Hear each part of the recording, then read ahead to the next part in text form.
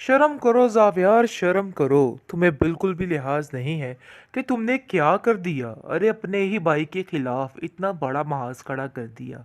हालांकि वो तो सिर्फ तुम्हारे बच्चे को खुश देखना चाहता था, जिसकी सज़ा उसको इतने बुरे तरीके से मिली है।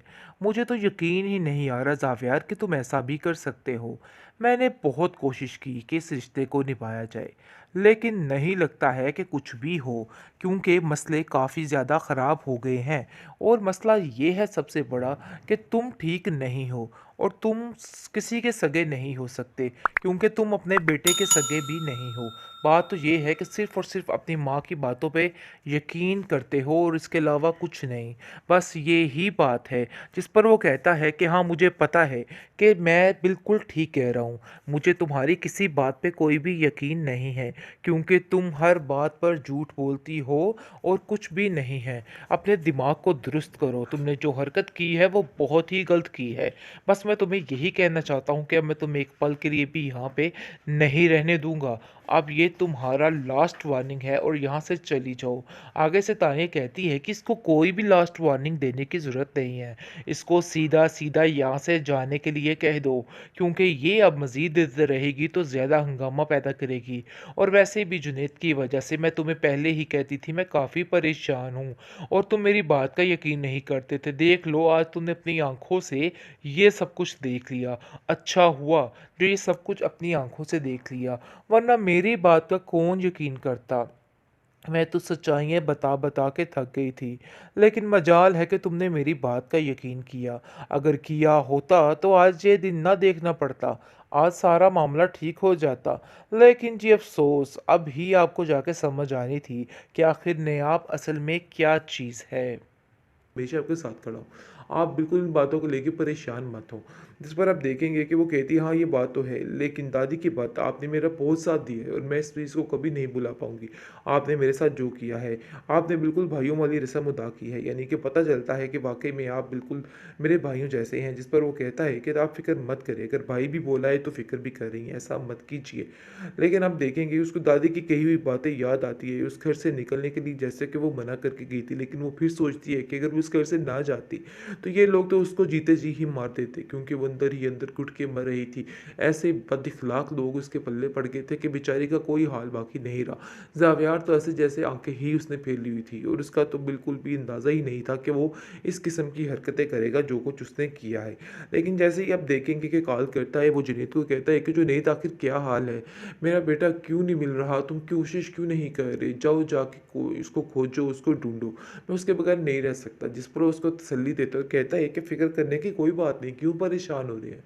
ऐसा कुछ भी नहीं है, मिल जाएगा आपका बेटा, इधर ही होगा। इस पर आप देखेंगे कि वो कहता है कि क्यों, तुम मुझे इतनी तसल्ली कैसे दे सकते हो? जिस पर पीछे एकदम से वो नायाब की आवाज़, नायाब के बेटे की आवाज़ सुन लेता है। हैदर की आवाज़ सुन के वो कहता है, आखिर ये बच्चा कौन है?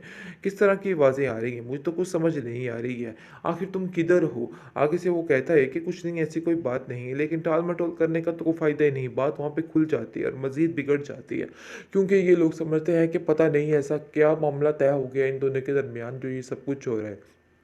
लेकिन वो सिर्फ़ और सिर्फ़ उसकी हिफ़ाज़त के लिए उसको लेके गया। वो ज़ावियर को कहता है कि ज़ावियर भाई, मैं आपको सारी बात समझाता हूँ, आप परेशान मत हो और दिल में इस तरह के वसवसे क्यों डाल रहे हैं? अरे भई, ऐसा कुछ भी नहीं है, बिल्कुल परेशान मत होइए। इस पर आप देखेंगे कि ज़ावियर को तसल्ली देता है, लेकिन ज़ावियर कहता है नहीं, अब मुझे बड़े अच्छे तरीके से समझ आ चुका है, इसलिए मुझे कोई भी तसल्ली देने की ज़रूरत नहीं है। ये बात तुम अपने ज़हन में बिठा के रखना। बेहतरीन ड्रामा सीरियल दिल नादान के इस एपिसोड में आप देखेंगे कि जुनैद को लेने के देने पड़ जाते हैं, क्योंकि जिस तरीके से जुनैद मदद करना चाह रहा है नयाब की और उसको हर बुरी मुश्किल से बचाना चाह रहा है, क्योंकि वो जान चुका है कि साव्यार किसी भी तरह से उसके लिए ठीक नहीं है, सेफ नहीं है।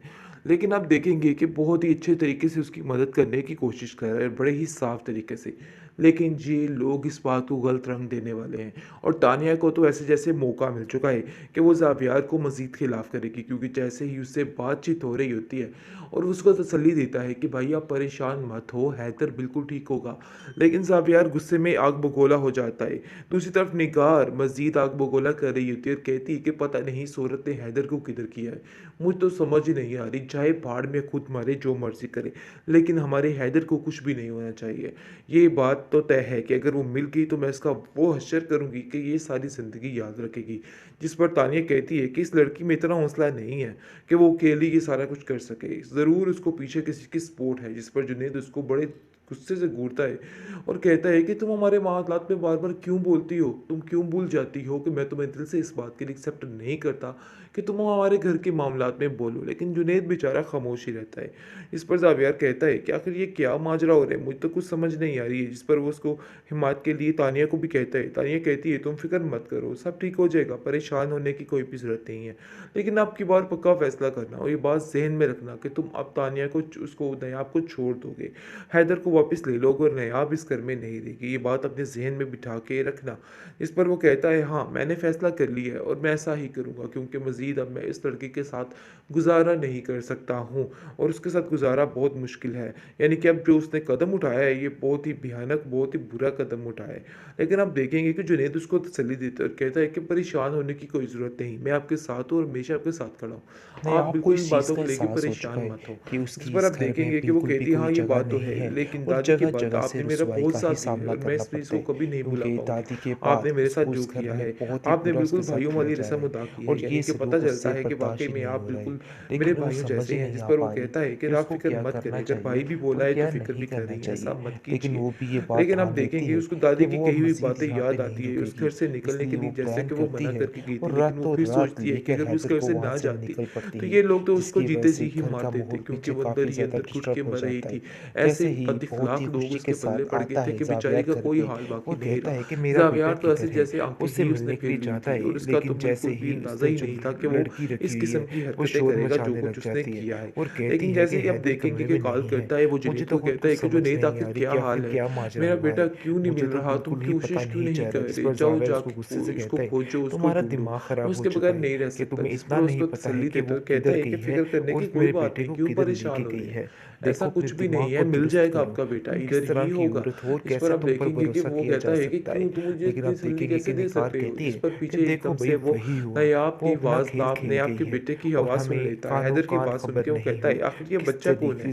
किस किस तरह तरीके की से उस आवाज़ें आ औरत रही ने हैं? ये मुझे तो किया कुछ है समझ और नहीं आ रही सोचो है। कितना आखिर रुपया तुम किधर पैसा हो? हठयाती आगे से वो होगी कहता और है कि सारा कुछ नहीं, कुछ ऐसी अपने कोई घर बात वालों को नहीं। लेकिन देती होगी। टाल-मटोल करने का हमें तो तो कोई फ़ायदा किसी ही नहीं, बात की बात वहाँ पे समझ खुल नहीं आई जाती है और और मज़ीद तुम आज बिगड़ तक जाती उसको है। बोली बोली क्योंकि ये लोग करके समझते करते हैं कि रहे पता नहीं कि वो ऐसा बहुत क्या ज़्यादा मामला भोली और तय हो मासूम गया इन है। दोनों के जिस पर दरमियान जो ये ज़ावियर सब कहता कुछ है हो रहा है। कि आज मुझे जाकर इस लेकिन बात का वो अंदाज़ा सिर्फ़ और हो गया सिर्फ़ है उसकी कि हिफ़ाज़त के लिए उसको कैसे लेके मुझे गया। उसको वो हैंडल ज़ावियर को करना कहते हैं चाहिए कि था। ज़ावियर भाई मैं आपको लेकिन सारी मैंने बात उसको समझाता खुली हूँ, आप छूट दे परेशान मत रखी हो थी, और जिसकी दिल में वजह इस तरह से के वसवसे आज ये क्यों डाल नौबत रहे आई हैं? अरे है भई ऐसा और कुछ आज भी मुझे नहीं ये है, दिन बिल्कुल देखना पड़ रहा परेशान है। मत होइए। मुझे अपनी इस पर सारी अब देखेंगे कि बेवकूफ़ियों पे ज़ावियर को बहुत तसल्ली हैरत देता हो है, रही लेकिन है। ज़ावियर कहता है आखिर मैं नहीं, ऐसा अब मुझे कैसे बड़े कर अच्छे सकता तरीके से हूँ? समझ आ चुका मुझे है। ऐसा इसलिए हरगिज़ नहीं मुझे कोई करना भी चाहिए तसल्ली था। देने की मुझे कभी ज़रूरत भी इस पे नहीं है। ये यकीन बात तुम अपने नहीं ज़हन में करना बिठा के चाहिए था। रखना।